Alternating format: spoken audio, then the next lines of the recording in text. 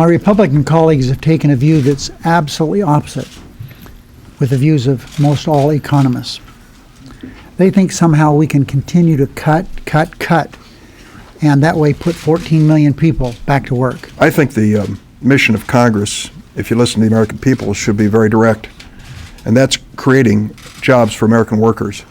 Unfortunately, our Republican colleagues in the House and Senate are driven by putting one man out of work, President Obama.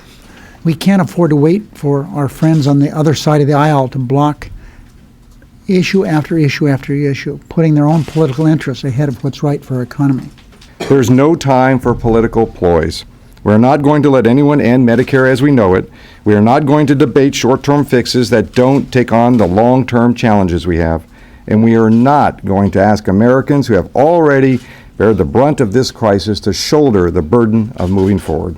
We need to pull together both political parties to get America back to work. We will never get out of debt with more than 14 million people out of work in this country.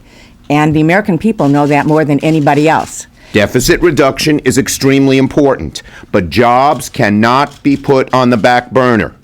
We need to get back to putting jobs first. So I join my colleagues here today in calling for the debt limit deal being negotiated right now to include a real jobs measure. Any business will tell you, you don't just cut your way to success, you grow. You invest in the future. You invest in innovation. You invest in jobs. There are things that we need to invest in to get America back to work. Education, training, and research are obvious. We're seeking policies to build roads and bridges and dams and water systems and sewer systems to create clean energy jobs, to provide tax incentives for businesses to hire new employees.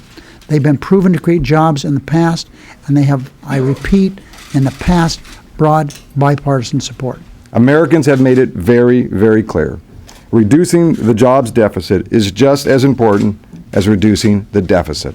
So as we continue to negotiate a fair deal on the budget and debt limit, we need to keep working for our middle-class families, and we need to make sure that a jobs measure is on the table and part of that deal. But all we hear from the House is what they're going to do to cut spending. And we're part of that. We understand we have to do that. But shouldn't they at least consider some jobs proposal? Some, one, two, but they've done none. It almost makes you wonder if they aren't trying to slow down the economic recovery for political gain. If we're putting jobs first, there ought to be something to spur hiring in this debt ceiling deal. We'll make a fight on this. We won't continue to let Republicans put jobs last.